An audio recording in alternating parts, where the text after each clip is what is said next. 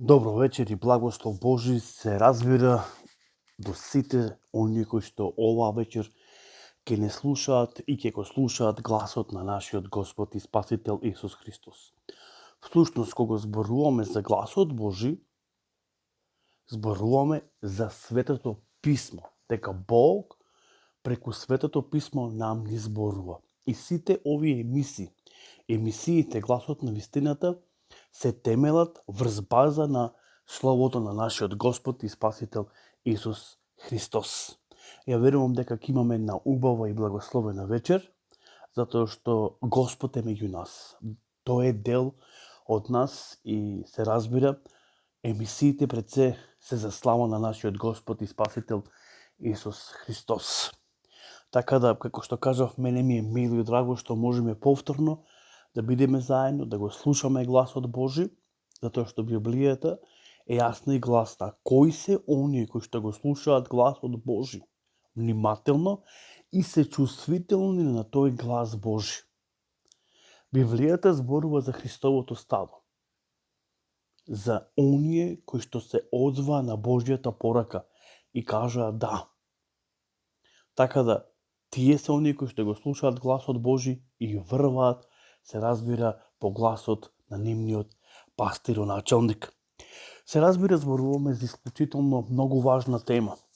Можеби ќе се запрашате зашто често пати зборувам дека е многу клучна и многу важна секоја тема, затоа што произлегува од самото Слово Господово, произлегува од Библијата, од зборот Божи, и затоа е многу важно за сите нас. Ние преку зборот Божи, се разбира, се храниме и растиме во верата.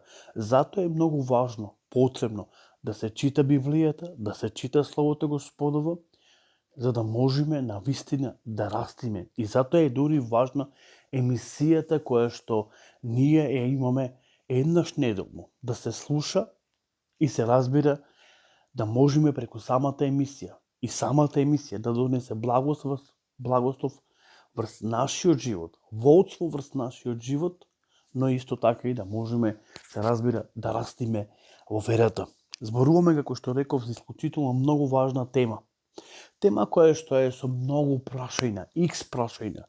Како можеме да се приближиме до Бог? Иако Бог до денес те поканува, те кани, и Царството Божјо и вратата на милоста е отворена за сите нас. Затоа што, почитувани, верувајте ми дека Библијата зборува дека ќе дојде ден, дека ден кога ќе заврши оваа време на милост, и дека Бог ќе затвори вратата на милоста и повторно Бог ќе отвори вратата на евреите, каде што повторно Бог ќе ги повика на покаяние.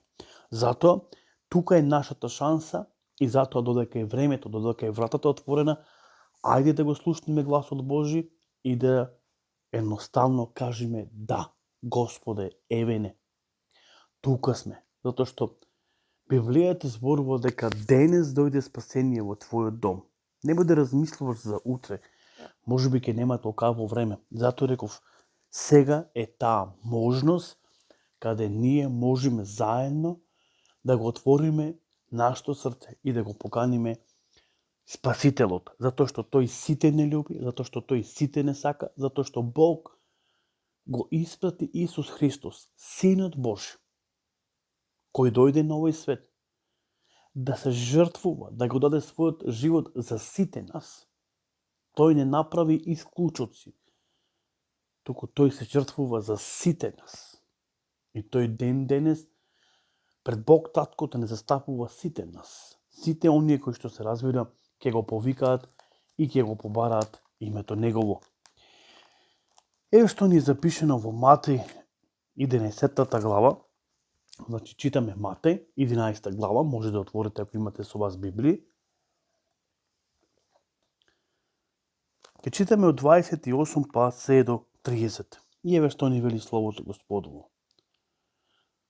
Дојдете кај мене, сите вие кои сте изморени и натоварени со тешки бремиња.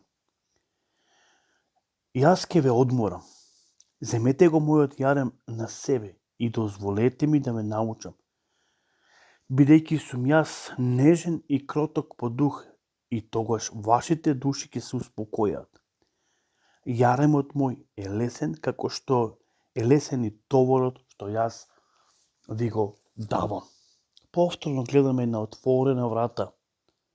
Исус вели, дојдете кај мене, сите вие кои што сте изморени, натоварени, на сите вас кои ви е потребна помош моја, дојдете кај мене. Буквално Бог сака да ни каже дека ни стои на наше располагање. Замислете си, Творителот на небото и земјата, кој го створи небото и земјата, и се што е видливо и невидливо ни стои на наше располагање. И тој не кани, затоа што Бог не сака. И тој е наш небесен татко. Библијата зборува и многу јасна по љубовта Божја, дека нашиот Бог е познат Бог по љубовта. Затоа апостолот Јован во своите писма ќе напише: Бог е изворот на љубовта, затоа што тој е љубов. Тој не сака. Затоа толку Бог го возлюби светот, што го даде својот единороден син, та секој што верува во него не да погине, да има живот вечен. Само преку оваа отворена врата, која Бог ни ја нуди преку Исуса Христа, ние можеме да бидеме поблизу до самиот Господ Бог. Исус вели, јас сум патот, вистината и животот. Само преку тој пат, преку таа врата, кој ни е достапна, 2:47, ние можеме да станеме дел од Царството Божјо. Ние можеме да бидеме дел од самиот Господ Бог. И затоа Исус ни вика, дојдете при мене, сите изморени и натоварени. Ние во сите овие емисии зборувавме што е тоа што не оддалечува од Бог. Има ли нешто што не оддалечува од Бог? И ние видовме, се вратевме назад, пред многу илјади години во Едемската градина, и видовме што е тоа што човекот денеска го одвојува од самиот Господ Бог. Гревот е главна алка кој не одвојува од нашиот Бог. Беззаконијата се тие кои не одвојуваат и не оддалечуваат од нашиот Господ Бог, затоа што Библијата вели дека беззаконијата се грев и гревот е беззаконија. И тие нешта не оддалечуваат од нашиот Господ и Спасител. Всушност, Библијата вели дека праведните, поточно нема ни праведни, ако видите, нема ни еден праведен, само Бог е праведен. И затоа ни е потребен Исус Христос, затоа што само преку Него ние можеме да станеме дел од тој Божи голем план и од тоа Царство небесно и да видиме со самиот Господ Бог, ама само преку Исус Христос. Исто така многу е важно кога еден грешник се кае. Библијата зборува и ни дава толку многу примери. Евангелијата кои што го опишуваат животот на Исус Христос зборуваат за тие нешта, колку е многу важно кога еден грешник се кае, кога еден грешник бара помош од Господа, бара да му бидат простени гревовите. Знаете, понекогаш што размислуваме дека ние сме безгрешни, дека ние не грешиме, дека на никого зло не му правиме.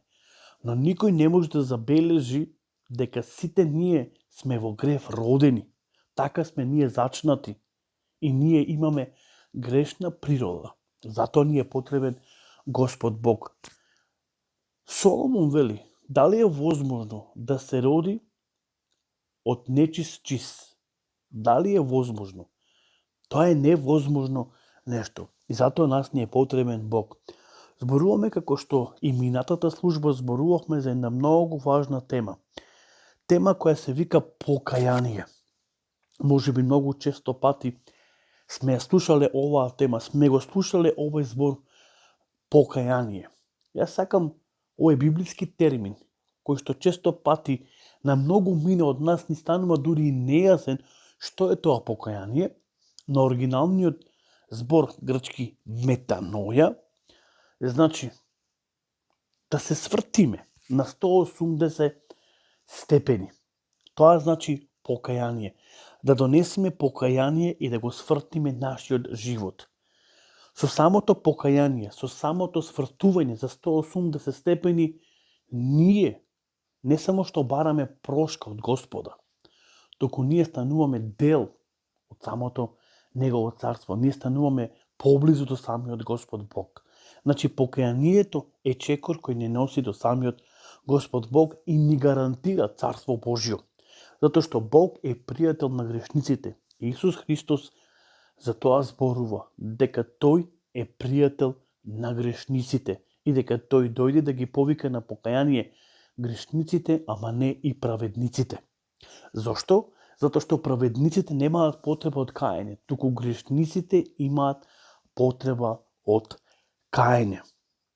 Зато самиот збор покаяние или метаноја е признавање на гревот и барање се разбира прошка од самиот Господ Бог. Видовме како Давид во својот 51 псалм бара прошка од самиот Творец Јахве, кој е на небото, бара прошка и ја покажува својата грешност. Бара Бог да му прости, затоа што сепак е грешен. И тој вели, помилуј ме Боже, поради големата Твоја милост и заради Твојата голема добрина и избриши ги сите мои беззаконија. Еве, повторно гледаме како Давид бара милост од Господа и бара прошка од самиот Господ Бог, за да може да му бидат избришани сите негови беззаконија. Изми ме темелно од моето беззаконие и очисти го мојот грев. Гледате како Давид се кае пред Господа за својата грешност, за своето беззаконие.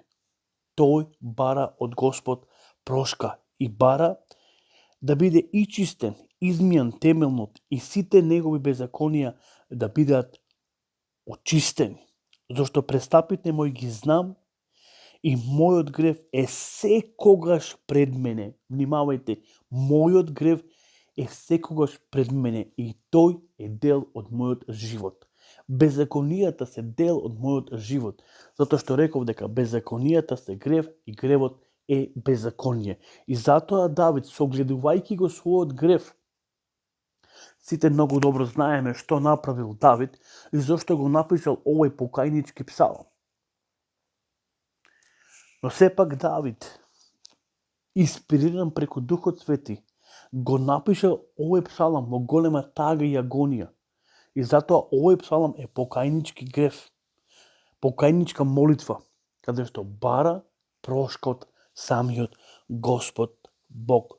Зашто пристапите мои ги знам и мојот грев е секогаш пред мене. Сите сме свесни за нашиот грев, сите сме свесни за нашите беззаконија. Затоа е многу важно да бараме од Господ Бог прошка, да внимаваме на нашиот живот. Затоа што Бог ги сака оние кои што се кајат, но сепак Бог нигде не пишува, не ни дава за право да ние продолжиме да правиме беззаконија, да правиме грев, а потоа да застанеме пред Господ и да бараме прошка. Да, Бог е верен, ама и ние треба да престанеме и да му бидеме верни на Господ, служејќи му Него, со покајничко срце, со благодарно срце. Такви Господ не сака. Токму тоа го прави Давид. Токму тоа го прави Давид. Бара од Бог прошка за неговите беззаконија, за неговиот грев. И што е многу важно, вика, ја ги знам. Многу луѓе размислуваат дека не знаат кога праваат грев.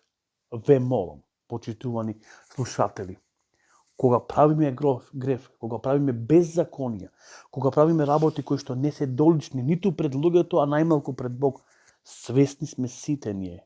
Затоа што ние сите знаеме да разликуваме што е добро и што е зло. И кога нештата ги правиме, свесно ги правиме. Многу ретко правиме нешто што не сакаме да го направиме. Па дури тогаш сме свесни дека тоа не е окей. И има нешто што не осудува, а тоа е нашата совест. нашата совест на нашето срце. Така да внимаваме, многу да внимаваме, Господ да ни даде сила, да не грешиме.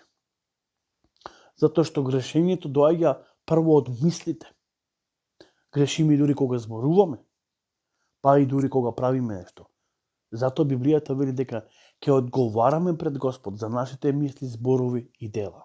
Затоа да се молиме и да бараме прошка од Господ. Секојдневно треба да се молиме и да бараме прошка од Господ. И нашиот јазик да биде запазен.